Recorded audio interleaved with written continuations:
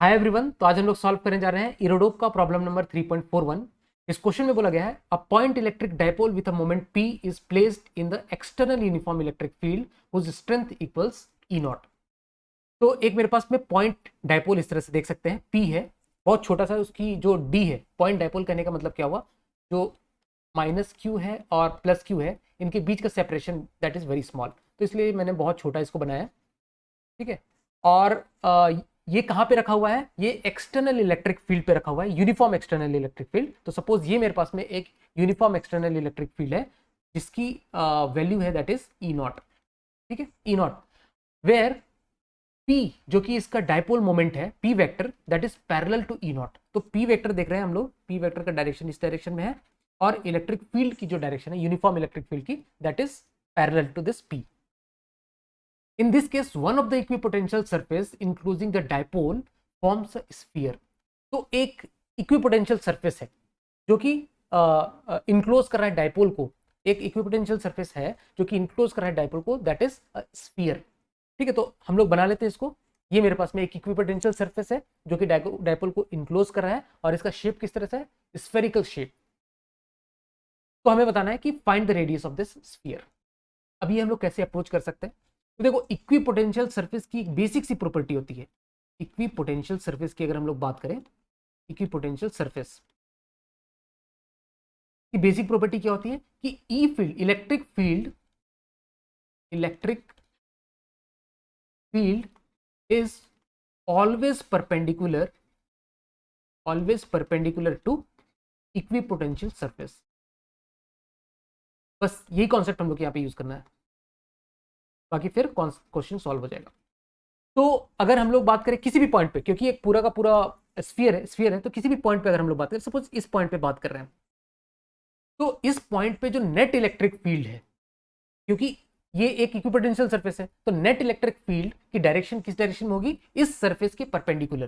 That means अगर मैं बोलूँ तो यहां से अगर सेंटर से इसको ज्वाइन करूं, सेंटर से यहां से ज्वाइन किया मैंने, तो इसकी जो डायरेक्शन होगी नेट इलेक्ट्रिक फील्ड की, तो E resultant will be in this direction.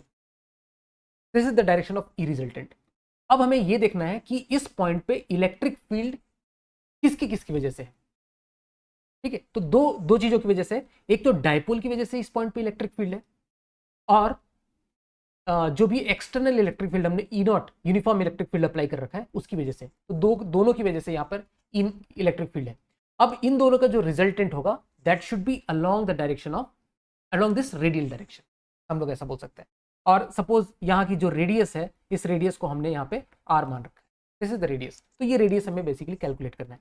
ये चीज समझ में आ रहा है ना, इक्विपोटेंशियल सरफेस है, तो इक्विपोटेंशियल सरफेस के परपेंडिकुलर डायरेक्शन में रिजल्टेंट इलेक्ट्रिक फील्ड होगी। ठीक है, हर जगह पे, इस स्फीयर में हर जगह पे इलेक्ट्रिक फील्ड की डायरेक्शन किस डायरेक्शन में होगी, इस केस में रेडियल डायरेक्शन में, क्योंकि रेडियल परपेंडिकुलर डायरेक्शन हो गया इसमें। सरफेस की परपेंडिकुलर डायरेक्शन कौन सा डायरेक्शन हो गया, रेडियल डायरेक्शन।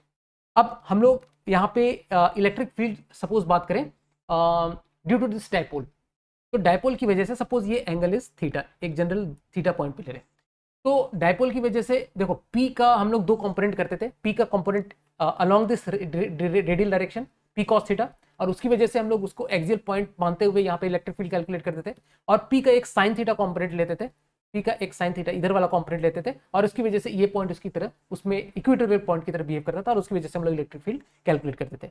तो इसके उतने डिटेल में हम लोग यहाँ पे नहीं जाएंगे, हम लोग डायरेक्टली यहाँ पे बोलेंगे कि यहाँ पे जो इलेक्ट्रिक फील्ड है, तो electric field due to dipole वो इस डायरेक्शन में एक तो यही हो जाएगी। ठीक है, that is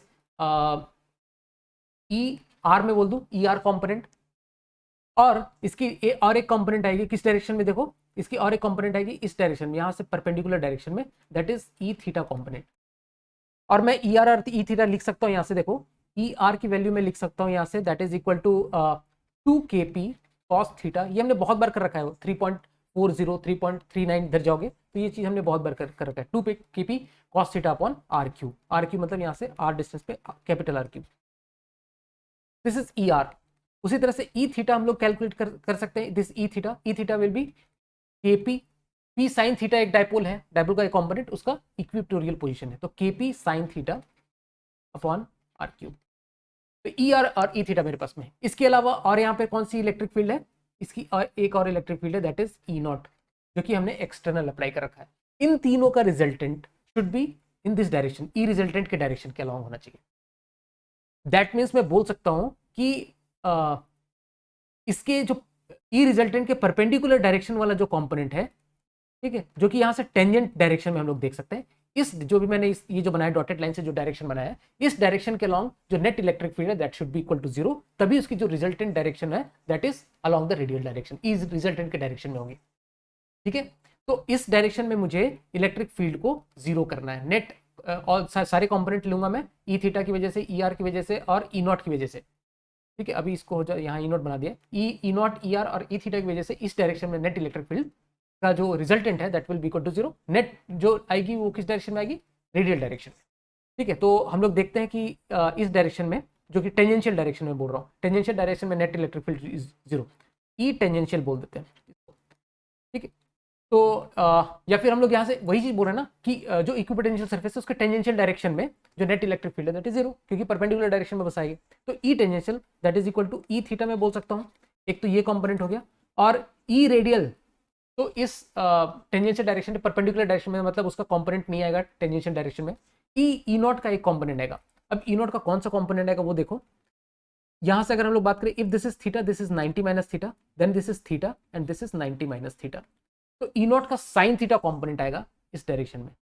this is the E not का साइन थीटा कंपोनेंट।